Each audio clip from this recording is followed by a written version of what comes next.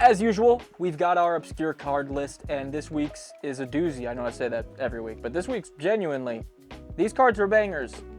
And I know bangers, and these cards are bangers. Especially the second to last card, very good. I got to play that the other day.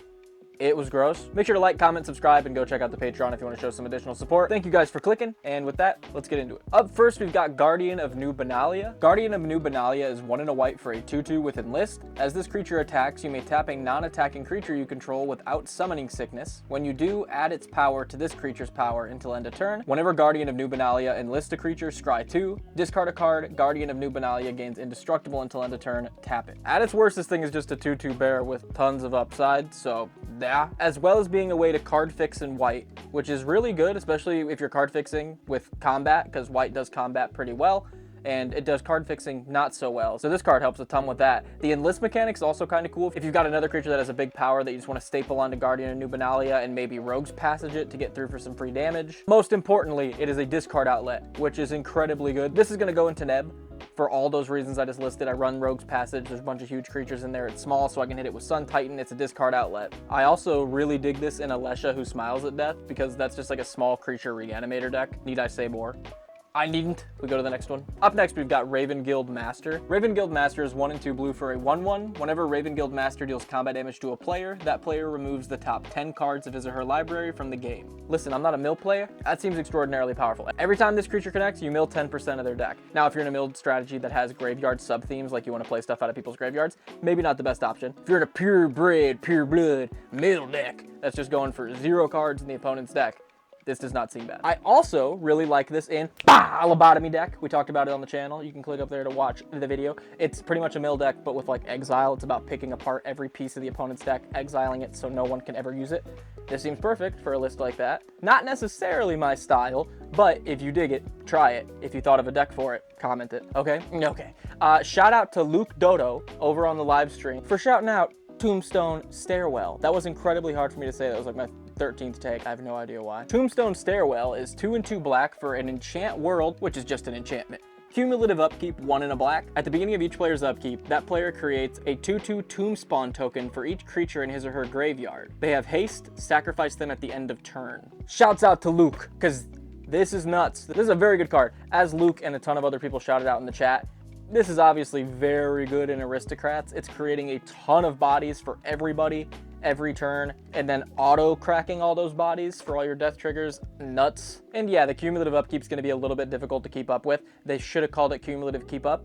But paying 2 mana, 4 mana, 6 mana, it's realistically not that hard to see this thing sticking around for 3-4 turns. And with how strong it is, you probably won't have a problem with it sticking around for that many turns. Not even to mention some of the interactions with some sack outlets like Altar of Dementia, Ashnod's Altar. It's just really gross. Great suggestion. Now, the only downside of this card is it is a reserve list card, and it is $20. So if your playgroup is cool with proxies, or you just got your chore money, pick one of these up. Coming in at the red slot is Martin Stromgald. Martin Stromgald is 2 and 2 red for a 1/1. Whenever Martin Stromgald attacks, other attacking creatures you control get +1/+1 for each other attacking creature you control, other than the man himself. And whenever he blocks, he does the same thing for blocking creatures you control. This is very gross. I don't understand why it's $5. I feel like if this got printed with a new name, it'd be a pretty good card. For 4 mana, that's pretty gross. That's like Crater Hoof levels of gross for 4 mana. And it does it on blocks, and it's a +1/+1. It's not a +1/+0. I don't have a lot to say about this guy. I literally have that written down right there. I don't have a lot to say about this guy. He's just strong. Like, if you're in a creature deck like Jetmir, here you go.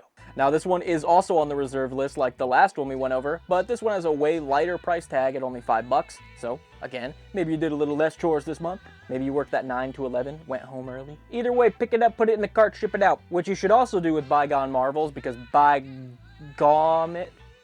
it's good. For 2 green, we get a sorcery with Descend 8. When you cast this spell, if there are 8 or more permanent cards in your graveyard, copy this spell twice. You may choose new targets for the copies. Return target permanent card from your graveyard to your hand. Exile Bygone Marvels. Kinda similar to the last one.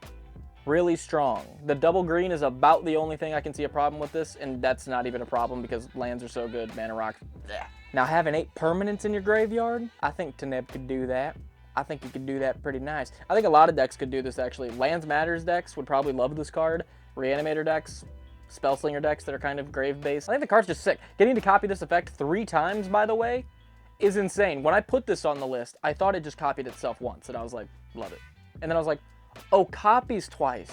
Jeez, man. 2 mana to get 3 permanents back from your graveyard. If you are in a play group where the games go a little bit longer, maybe you're in a battlecruiser deck where it's designed to go a little bit longer, this card's great. Try it out. Okay, so for our multicolor slot is my vote of the grossest, most underutilized, obscure, under the radar, you need to go pick one of these up now, uncommons that came out this year. It's disgusting. Flotsam and Jetsam. Not only does it sound gross, the card is gross. The Flotsam side of it is 1 and a hybrid Simic for an instant, mill 3 cards, and then investigate. And the Jetsam side is 4 and 2 hybrid Demir for a sorcery. Each opponent mills 3 cards, then you may cast a spell from each opponent's graveyard without paying its mana cost. If a spell cast this way would be put into graveyard, exile it instead. Yeah, no, I'll leave it back up on the screen. You could go ahead and read it again. I've had to read it a couple times. I'm like, it has to say like you can cast it and mana can be spent as though, no, cast it for free. Okay, so it only cast one thing. No, it cast from each opponent's graveyard. Oh, so out of the 3 cards they milled? Nope, out of their entire graveyard. Okay, I think I'm piecing together what the downside is. It has to be an instant or sorcery, right? No, anything. Enchantment, creature, artifact, any of it. Have fun. And then just stapled onto it is an early game card draw spell if you want to use it for that, which I've used it for many times. I played the Jetsam side of this the other day in my new Tassiger Spellslinger deck, which I'm working on the deck tech. That's coming soon. And my god, it's Nostradamic how good this card is. I felt the need to end that last one very grandiose, because the last card on the list, not very grandiose at all. I'm gonna be honest, I like the name, I like the art, and the effect is playable. That's the hoops for this one. This one being Thran Weaponry. Thran Weaponry is 4 colorless for an artifact with Echo. During your upkeep, you have to pay its mana cost or sacrifice it. You may choose not to untap Thran Weaponry during your untap phase. Pay 2, tap it. All creatures get +2/+2 as long as it's tapped. So again, I really like the art. It just gave me like such an old school art feel that I used to love, and I'd never seen it before, and I was like, I actually really like this art a lot. Love the name. I love the old like brown border artifacts. A lot of this was sentimental, but then I read it and I was like, Goad deck, not bad. Put this in a Carter Doomscourge deck, and you're like, yo, so you guys are gonna be attacking each other permanently, because I'm gonna keep finding ways to replay Carter. Yeah. So I thought, why not give your whole board a +2/+2 buff while you guys are smacking face? And then when the time comes for me to have to smack face, I tap it during my turn, find a way to blow it up during yours. I think there's some kind of play space for it. Again, I just really like the card. It gave me like a good vibe. I said, you deserve to be on the list because you have a good vibe. I said, you're a good card, you're so fast, you're so smart, you're so cute, you deserve to be on the list because you have a good vibe. Thank you. And with that, we've got another list here on Nick's Lotus. If you enjoyed the list, please leave a like, subscribe, share, do all that stuff. It helps out the channel a ton. We're still trying to hit 10K by the end of the year. So if you have not subscribed, if that subscriber button is red, because I know YouTube's been unsubscribing you guys. I see it coming left and right. I don't know. The only thing we can do is be vigilant and make sure we're subscribed. Shout out to the people above my blurry mug who decided to show a little bit of additional support at the end of the video by clicking on one of the Patreon links down in the description or in the comments. With that, I hope you guys have a good holiday season, and I'll see you guys on the next video.